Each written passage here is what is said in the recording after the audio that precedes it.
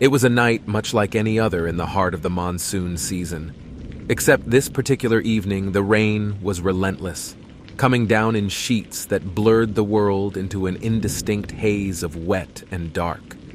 The power had flickered out hours ago in my small two-story home nestled on the outskirts of a town that seldom saw visitors and was too easily forgotten by the world. The phone lines were dead, likely a downed tree had seen to that, leaving only the unsettling silence that fell in between the crashes of thunder.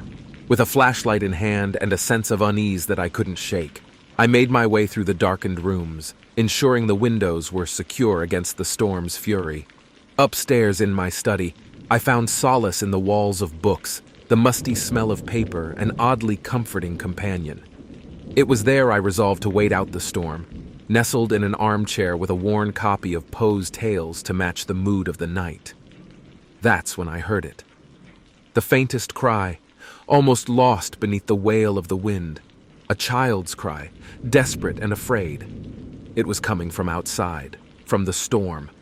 Logic argued against the possibility. No child would be out on a night like this, and yet the sound persisted, growing louder, more insistent. Fear twisted in my gut, a cold hand that clenched around my heart. I moved to the window, flashlight aimed out into the abyss, but the beam was swallowed by the night. The cries grew louder still, a symphony of terror that no imagination could conjure. I knew then I had to venture out into the storm. Throwing on my coat and boots, I grabbed an umbrella, laughably inadequate, and stepped into the tempest. The rain lashed at me, as if it were alive, clawing, and the cries became clearer, guiding me into the depths of the storm. I stumbled through the mud and the thrashing underbrush, the beam of my flashlight a solitary speck of light in a sea of black. The cries led me to the edge of the forest, a place I had often explored by daylight, but now seemed a foreign land. I pressed on, propelled by a force I couldn't name, until I came upon a startling sight. There, in a clearing, was a small, bedraggled figure. A boy, no older than 10, his clothes drenched, his face streaked with mud and tears. He was real as the rain and the fear in his eyes. "How did you get here?" I shouted over the roar of the storm. "They took them. My family," he sobbed, his words nearly lost to the wind. "I hid. I ran." "Who took them?" I asked, but he only shook his head, his eyes wide with a terror that spoke of unspeakable things. I knew we had to move, to get to the safety of my home, but as we turned to leave, a chill skittered down my spine. There was a feeling of being watched, a malevolence that hung heavy in the air. I cast the flashlight around the clearing, and that's when I saw them.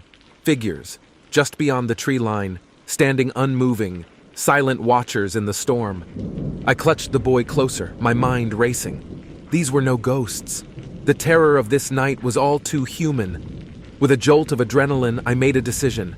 I took the boy's hand and we ran, the storm's fury a welcome ally against the pursuit I feared would come.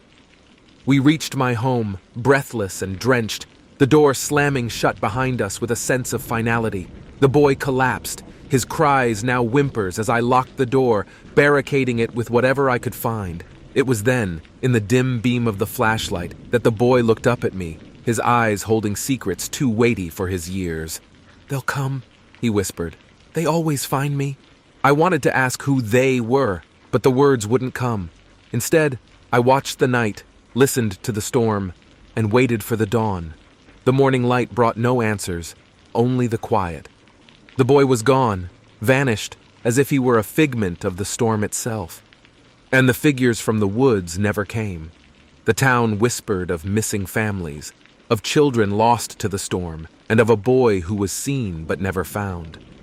The storm had kept its secrets, leaving me with a tale no one would believe, and a memory that haunts me to this day every time the rains come.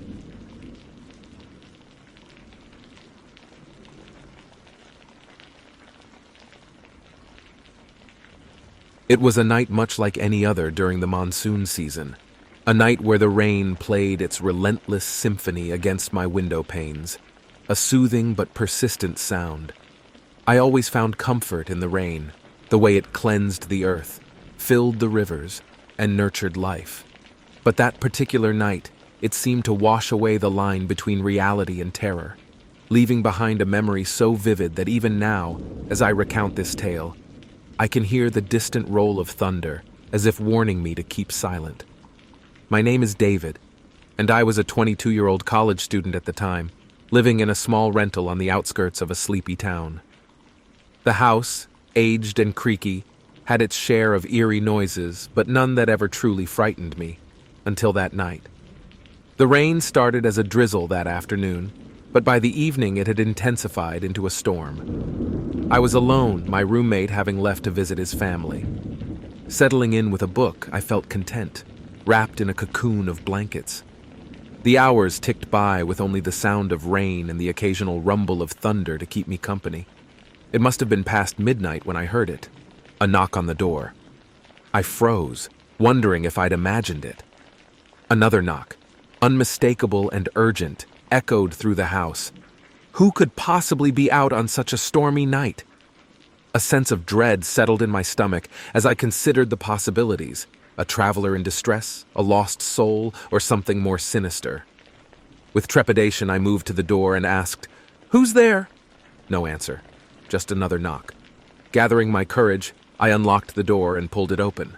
The porch light revealed a woman, soaked to the bone, her face obscured by the hood of her jacket. "Please," she whispered, her voice barely audible over the storm. "Can I use your phone? My car broke down." There was something off about her. The way she wouldn't look up at me, the way her hands trembled. But against my better judgment, I let her in. I pointed to the phone on the living room table and watched as she dialed a number, waited, and then hung up with a defeated sigh. "No answer," she said, her voice a hollow sound against the rain's cacophony. I offered to make her a hot drink, and as I moved to the kitchen, I felt her gaze bore into my back. When I returned, she was standing by the window, staring out into the tempest. "It's really coming down," I said, trying to sound casual.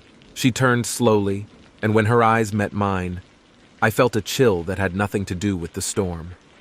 Her eyes were dark, abyss-like, and for a moment I felt as if I were staring into nothingness itself. "Thank you," she said, taking the mug, her fingers brushing against mine. The contact was cold, jarring. As we sat in silence, I couldn't shake the feeling that something was wrong. There was an electricity in the air, a sense of impending doom. I tried to make small talk, but she only responded in monosyllables, her gaze frequently returning to the window. Finally, she stood, claiming she would try to fix her car. I offered to call a tow truck, but she refused, insistent on leaving. She thanked me and walked out into the rain, disappearing into the night as suddenly as she had appeared. The next day, I couldn't shake the encounter from my mind. Curious and somewhat disturbed, I drove down the road looking for any sign of her or her broken-down car. There was nothing, not even tire tracks. Later, I mentioned the incident to an old local at the corner store. He went pale as I described the woman. "You're not the first to see her," he said, his voice dropping to a whisper. 20 years ago, a woman died on that stretch of road on a night much like this one. They say she still wanders, looking for help, trapped in that stormy night forever. I left the store with a sense of unease, the weight of his words heavy in my chest. Whether she was a ghost or just a figment of my storm-fueled imagination, that rainy night horror left an indelible mark on me. I no longer find solace in the rain. Instead, I listen for knocks and watch for strangers, hoping that the past remains where it belongs.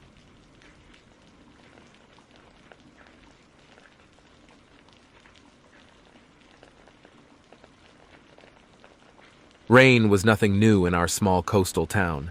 It was as common as the daily paper. But that night, the storm felt different. I was home alone. My parents were out for their anniversary dinner, and I was relishing the solitude with a good book and the soothing pitter-patter of rain against the window. I must have been lost in the book for hours because when the power suddenly blinked out, plunging me into darkness, I realized how late it had gotten. The rain was now a downpour, and the wind howled like it was angry at the world. I fumbled for my phone, using its dim light to navigate to the kitchen for candles and matches. The house felt unusually cold. and as I lit the candles, their flickering shadows danced across the walls, creating menacing shapes that made me uneasy. I told myself it was just the storm playing tricks on my mind. With nothing else to do, I settled back with my book, trying to ignore the escalating fury of the weather outside. That's when I heard it. A faint knocking at the front door. At first, I thought it was just debris thrown by the wind, but the pattern was unmistakable. 3 slow, deliberate knocks. My heart raced as I considered my options. Nobody should be out on a night like this, but the thought of someone caught in the storm made me uneasy. Cautiously, I approached the door, the candle in my hand casting long, eerie shadows. "Who's there?" I called out, my voice sounding foreign to me. No answer, just the relentless rain and the occasional thunderclap that seemed to shake the house. I mustered the courage and opened the door, the wind almost snatching it from my hand. Rain lashed at me, but there was nobody there, just the black, wet night staring back. Chalking it up to the storm, I closed and locked the door, my heart still thumping in my chest. That's when I heard it again, the knocking. But it wasn't from the door this time. It was coming from the back of the house. Everything inside me screamed to ignore it, but I couldn't. I edged toward the back door, and as I approached, the knocking grew more insistent. I reached the kitchen, and what I saw through the window froze me in place. There was a man outside, his face barely visible, obscured by the pouring rain, but his eyes were fixated on me, filled with a desperate terror that I had never seen before. He mouthed something I couldn't understand, pointing frantically behind him to the darkness of my backyard. I struggled to make sense of it when lightning flashed, illuminating the yard for a split second. There was nothing there, or at least that's what I tried to convince myself as the darkness returned. Panicked, I opened the back door, yelling over the roar of the storm, "Are you okay? Do you need help?" But as the door swung open, the man vanished as if he had never been there. I stared into the void, searching for any sign of him, until the cold rain soaked me to the bone and fear overwhelmed me. I retreated inside, locking every door and window, the knocks now a distant memory. The storm raged on as I huddled under blankets, the candlelight too weak to ward off the darkness that now seemed to consume my home. Morning broke with no sign of the storm, or the man. My parents found me asleep on the couch, a ring of melted candles around me.